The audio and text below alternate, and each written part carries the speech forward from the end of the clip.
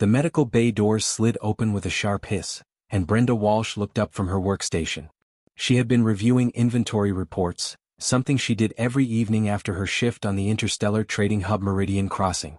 The station was quiet at this hour, most of the crew either asleep or occupied in the entertainment district several levels below.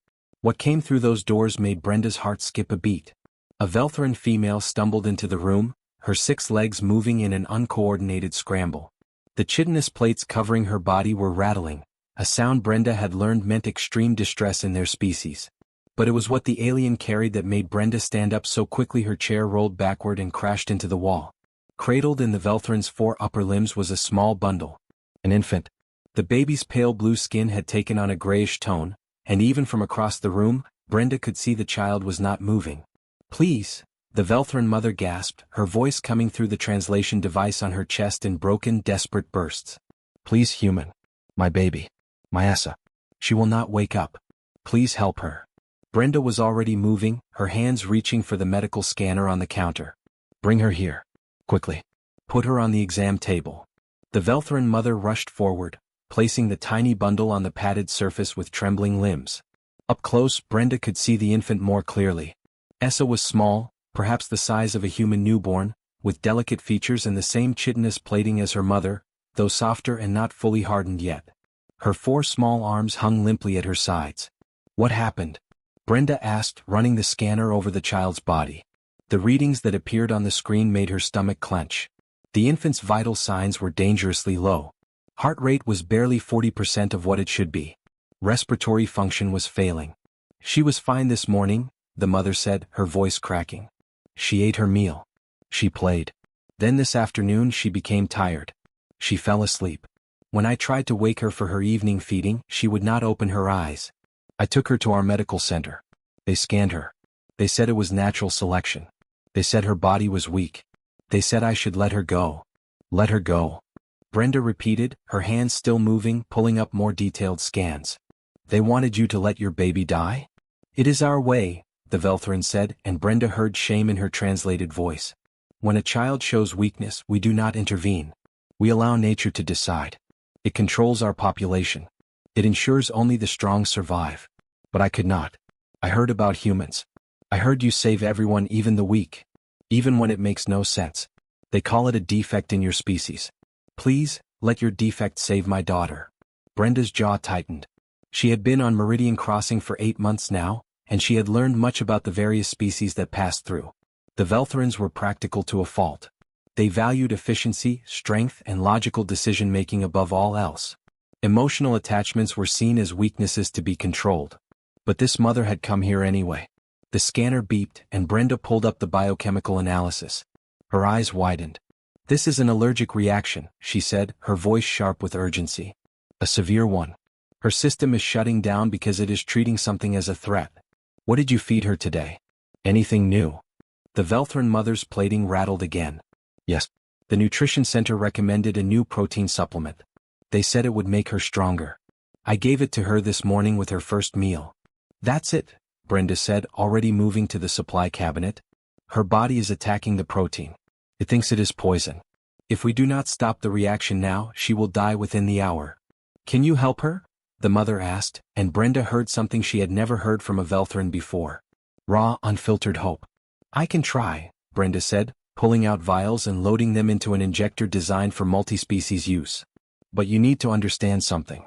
I am not authorized to treat non-human patients except in cases of immediate crew emergency. Your daughter is not crew. The moment I start this treatment, the station administrators will be notified. They will try to stop me." "How long will they take to arrive?" the mother asked. Brenda checked the chronometer on the wall. "Protocol says they have to review the alert first. Then they have to dispatch someone. Maybe 90 minutes if we are lucky. Maybe less if someone is already nearby." 90 minutes, the mother repeated. "Can you save her in 90 minutes? Brenda looked down at the tiny alien infant on her table. Essa's breathing was so shallow now that her small chest barely moved. In her years of medical training back on Earth, Brenda had been taught one fundamental principle that had been drilled into every student from day one. Do no harm. But the corollary to that rule, the one that every good doctor understood in their bones, was simpler still.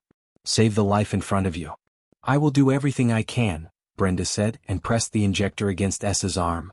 The Velthran mother stepped back, her limbs folded against her body in what Brenda had learned was a posture of desperate prayer in their culture. Brenda did not have time for prayer. She had 90 minutes, maybe less, to stabilize an alien infant using protocols designed for humans, adapted on the fly for a species whose biology she had only studied in theory. The injector hissed. The medication entered S's bloodstream. Brenda watched the monitors, counting seconds, watching for any sign that the treatment was working. 30 seconds passed. The infant's heart rate held steady, dangerously low but not dropping further. 60 seconds. A slight increase. 0.3%. Not much but something. 90 seconds. Respiratory function began to improve. S's chest rose more noticeably. "Come on," Brenda whispered. "Come on, little one. Fight." Behind her, the medical bay's communication panel chimed. An incoming message. Brenda did not turn around. She knew what it would say. She had 90 minutes. The clock was ticking. The communication panel chimed again, more insistent this time. Brenda ignored it, her focus locked on the monitors displaying S's vital signs. The tiny Velthran infant's heart rate had climbed to 60% of normal. Still dangerously low but climbing. The antihistamine compound Brenda had administered was working, binding to the allergen proteins and neutralizing them before they could cause more damage.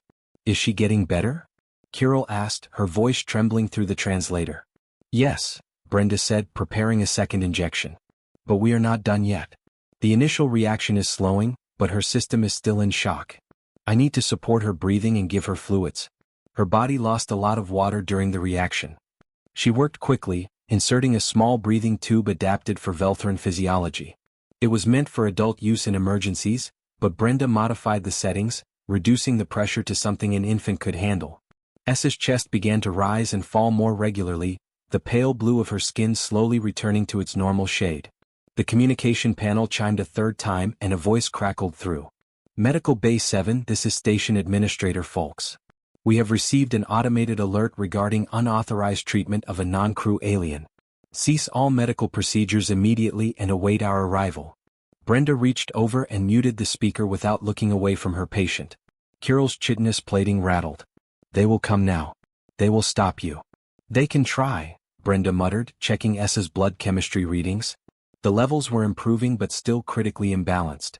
She prepared another injection, this one a mixture of electrolytes and glucose adapted for Velthran metabolism based on the medical database she had studied when she first arrived at the station.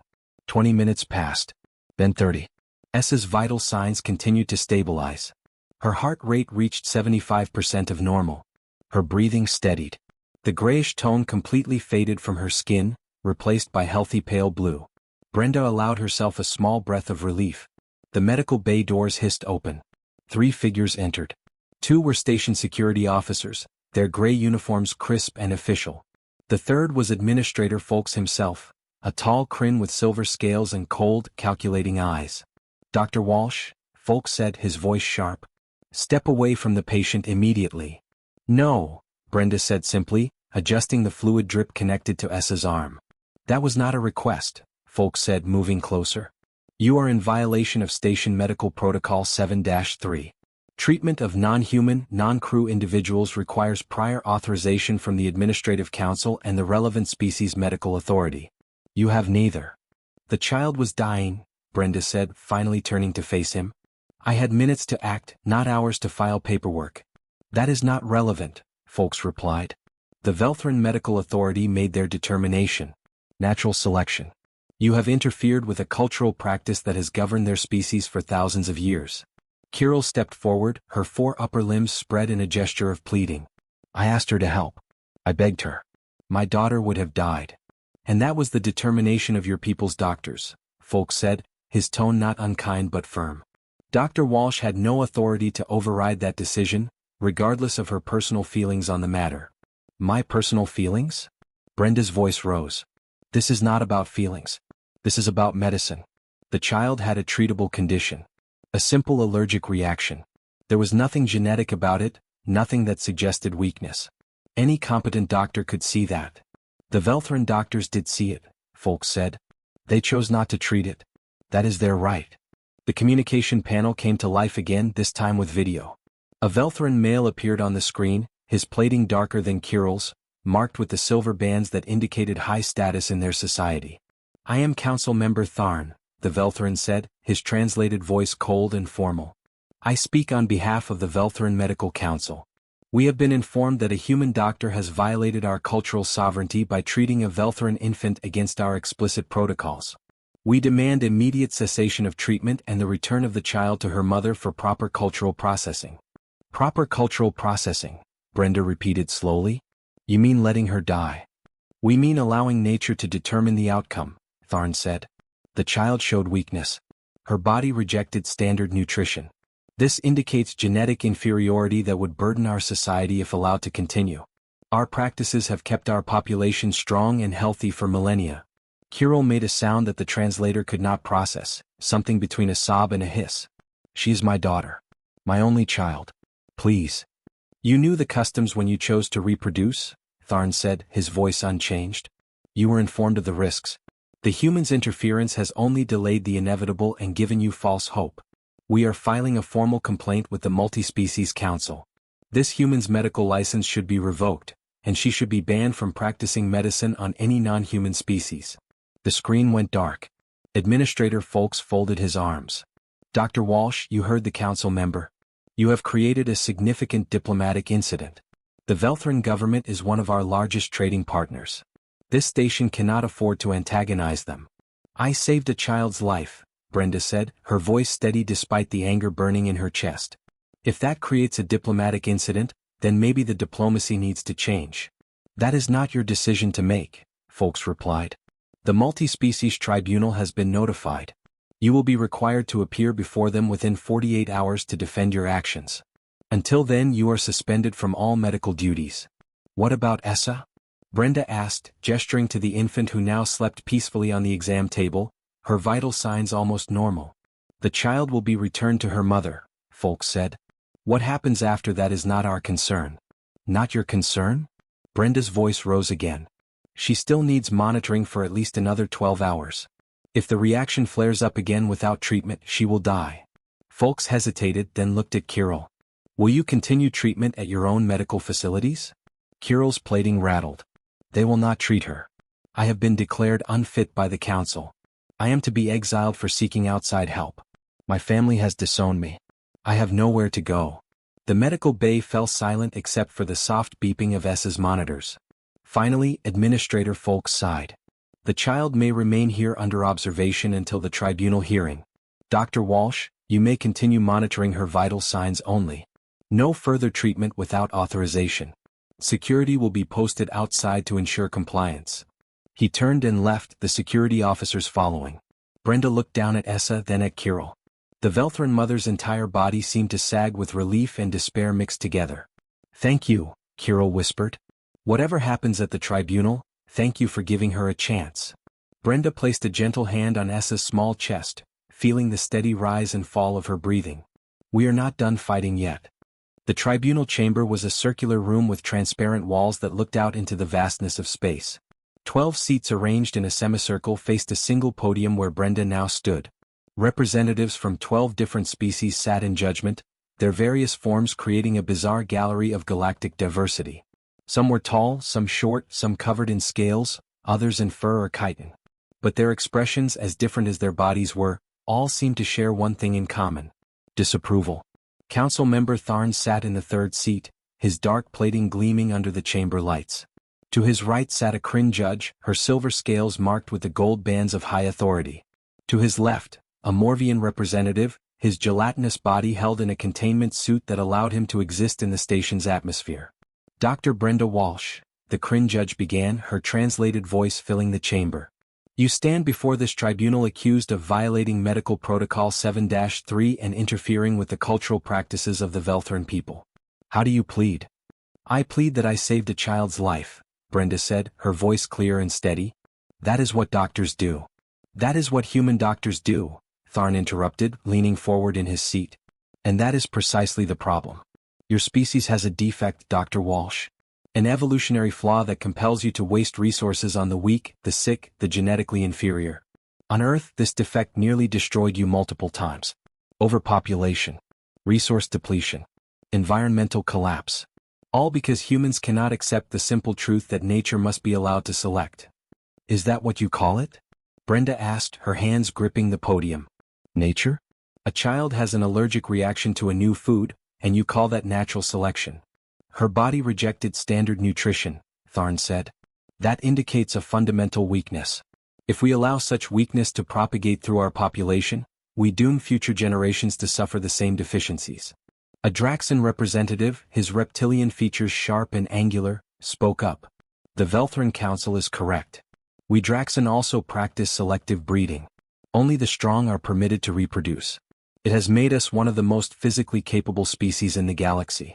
Humans, by contrast, protect even those who cannot contribute to society. You're elderly, you're disabled, you're mentally ill. You spend enormous resources keeping them alive when logic dictates they should be allowed to die with dignity. Dignity, Brenda repeated, her voice hard. There is no dignity in watching your child suffocate because you believe strength is the only value worth preserving. You speak from emotion, not logic, the Morvian representative gurgled through his translator. Emotion is what drives your species to make poor decisions. You form attachments. You feel compassion. These feelings cloud your judgment and lead you to act against your own best interests. My best interests, Brenda said slowly, are to save lives. That is what I trained for. That is what I dedicated my life to doing. And yes, I feel compassion. I feel it for every patient who comes through my door, whether they are human or not.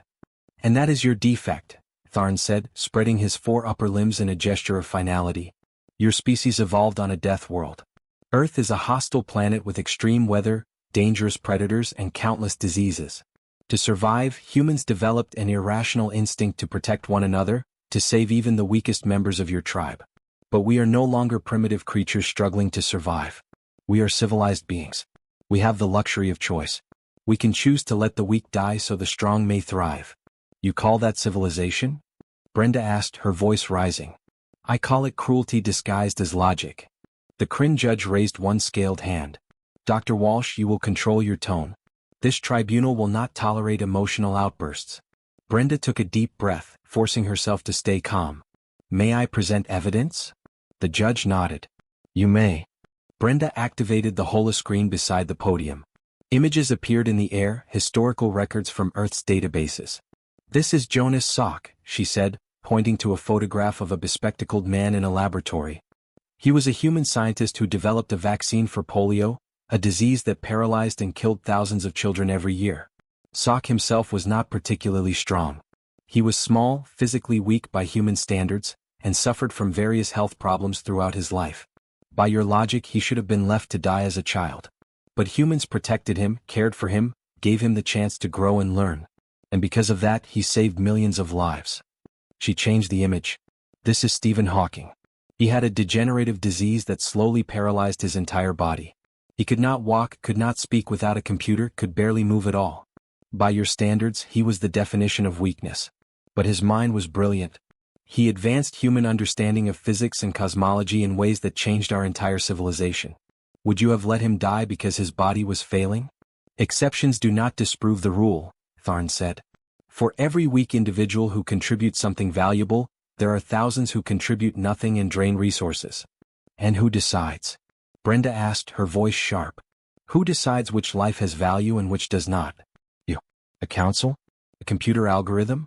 Essa had an allergic reaction to a protein supplement. That is not genetic weakness. That is a treatable medical condition. But you decided she should die anyway because treating her would set a precedent you find inconvenient. The chamber fell silent for a moment. The Draxan representative spoke again.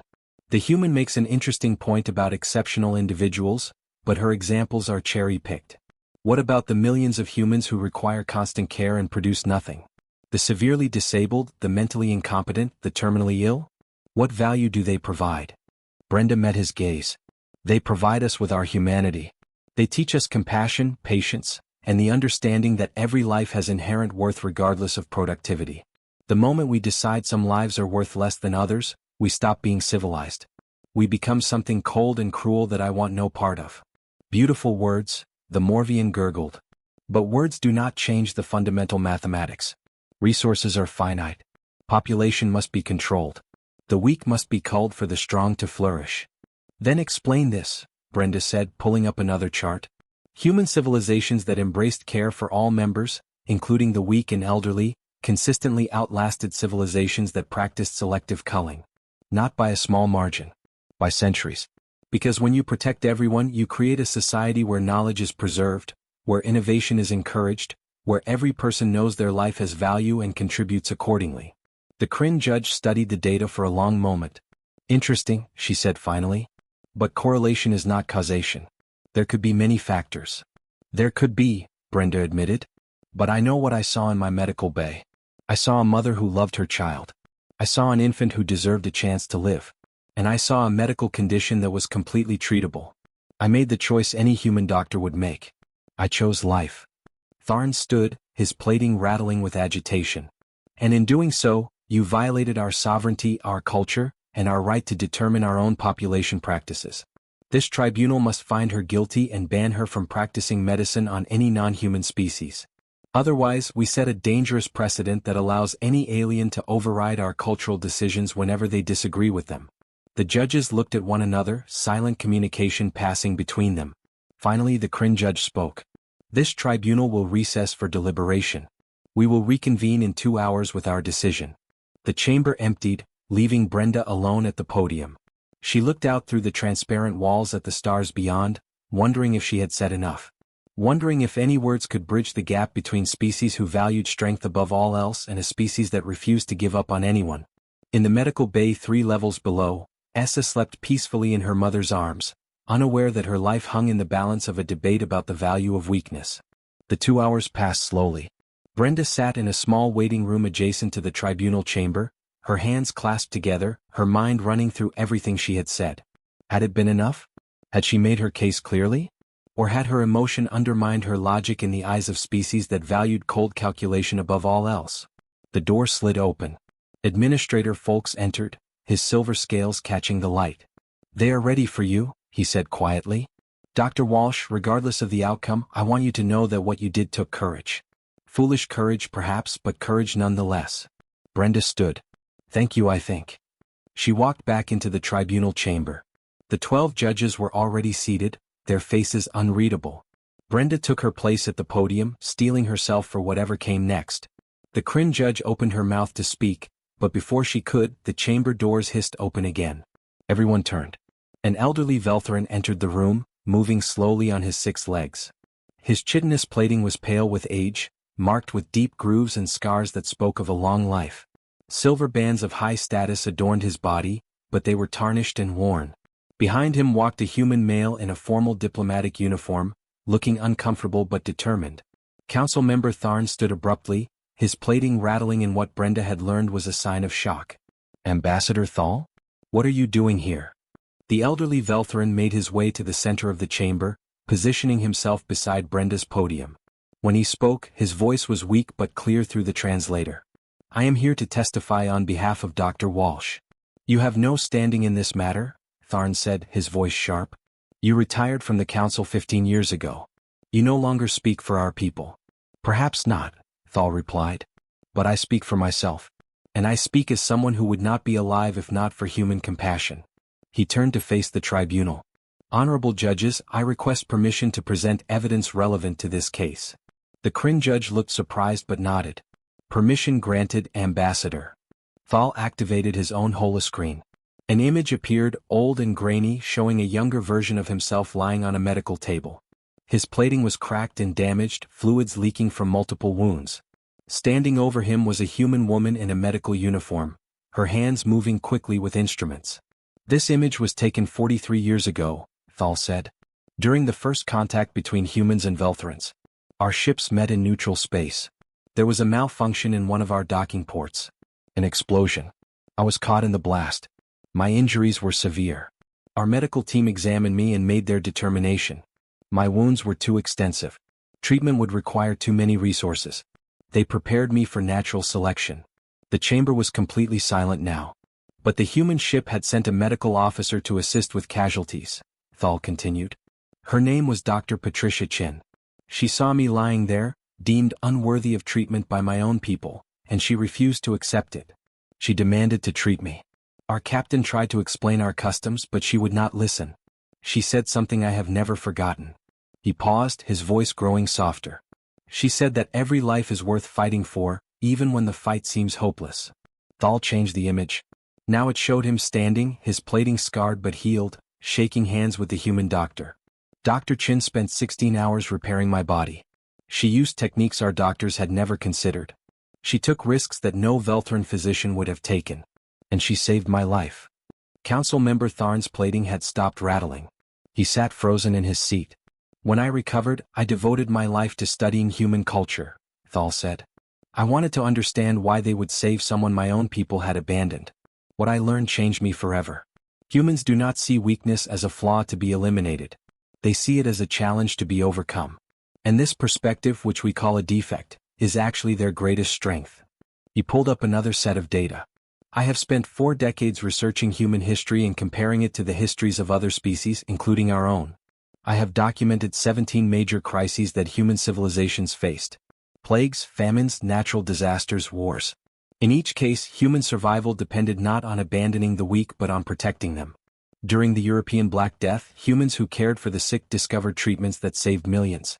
During the Great Famine, humans who shared resources with the hungry prevented total collapse. During every crisis, the instinct to protect the vulnerable led to innovations that benefited everyone. The Draxan representative leaned forward. Ambassador, you are describing isolated incidents. They do not prove a pattern.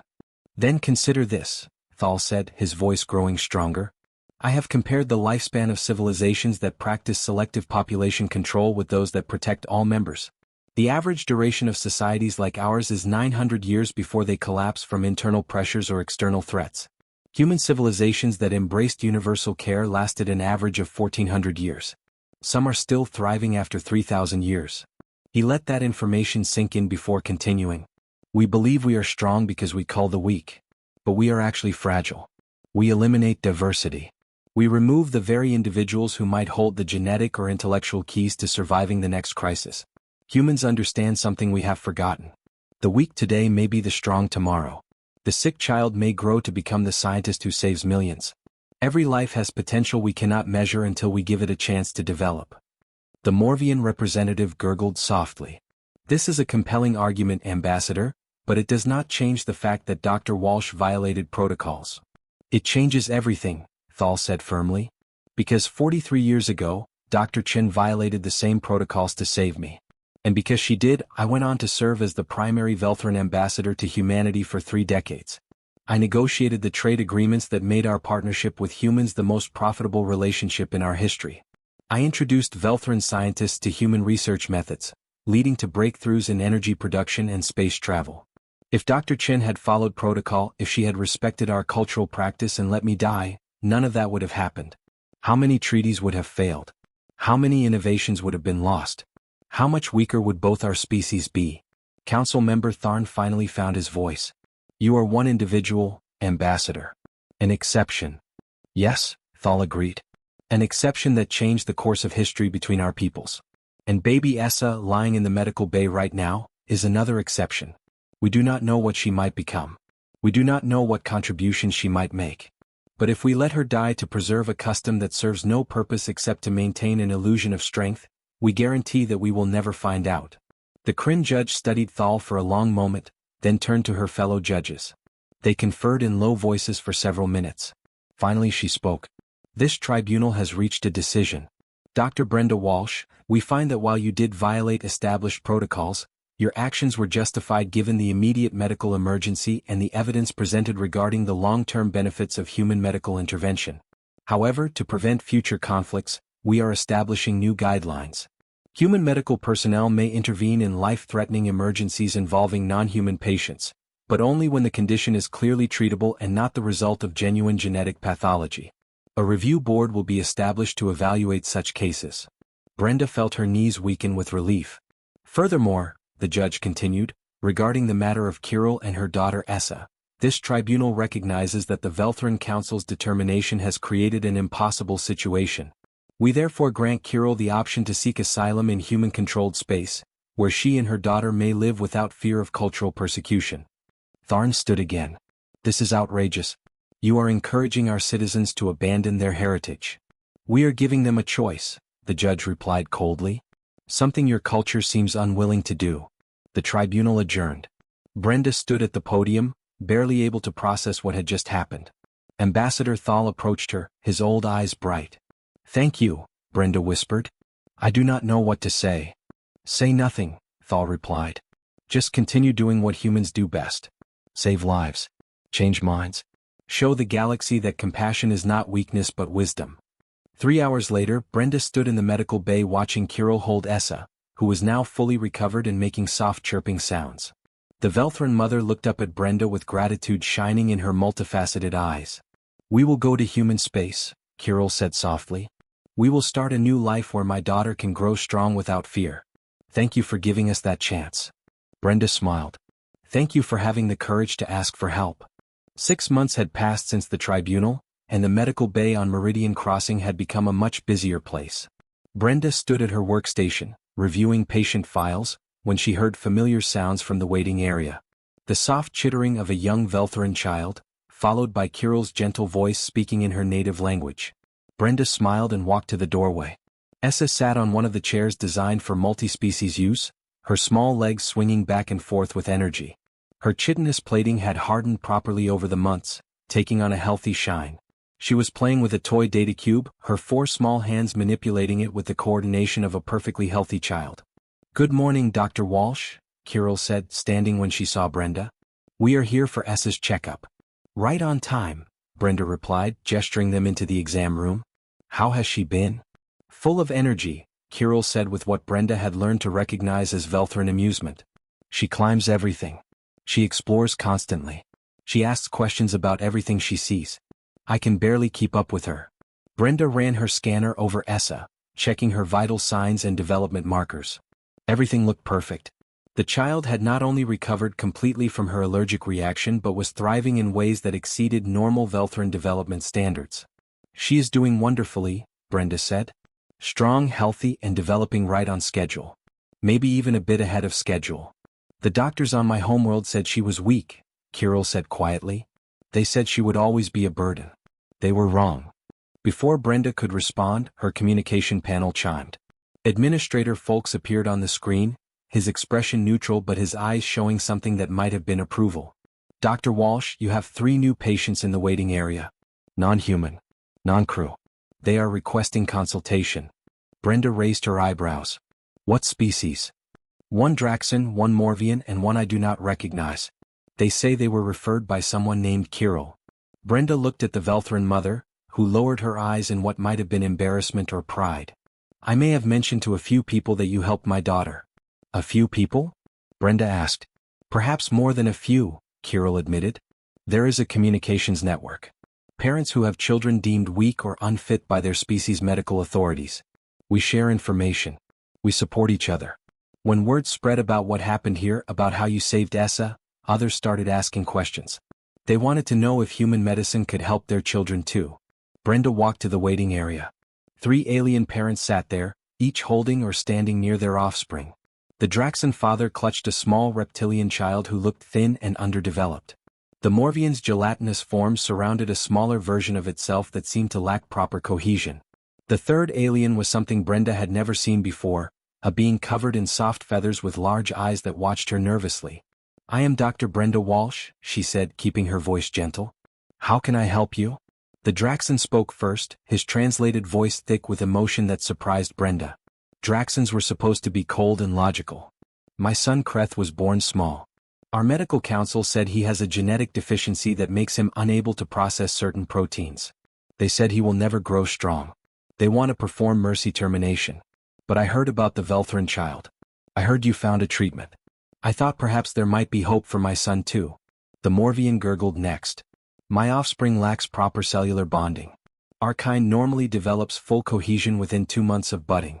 Mine is 4 months old and still cannot maintain solid form. The medical consensus is that it should be dissolved and reabsorbed. But I cannot. I feel attachment even though attachment is considered a weakness among my people. I want to know if humans have solutions we do not."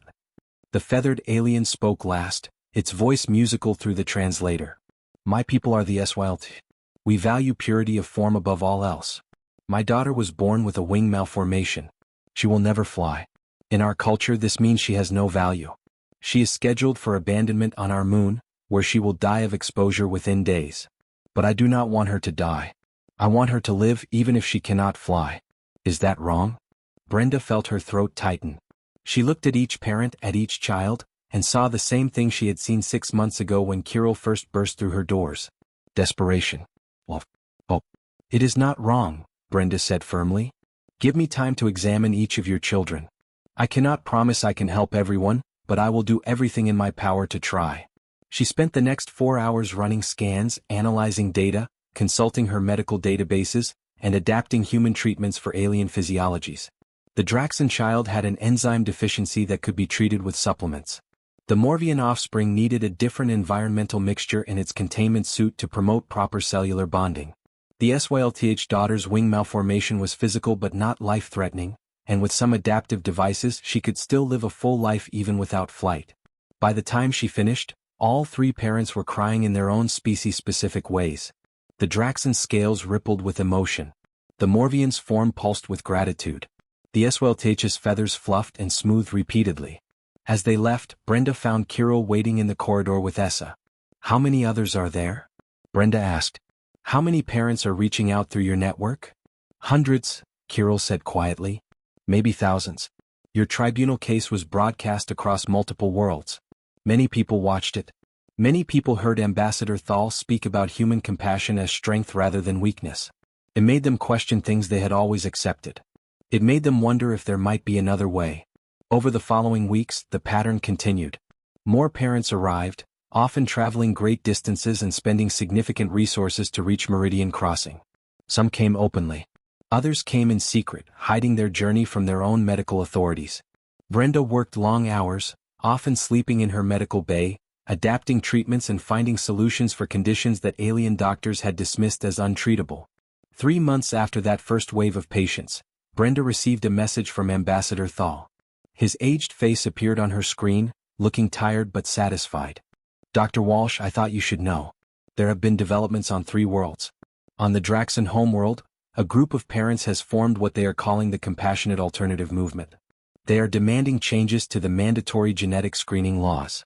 On Morvia Prime, scientists have begun studying human medical journals, particularly your pediatric care protocols. And on my own homeworld, a small but growing number of Velthrans are questioning whether our population control methods are truly serving us or simply making us feel superior. Brenda leaned forward.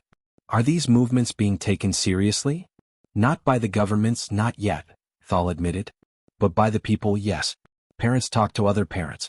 They share stories. They ask questions that were never asked before.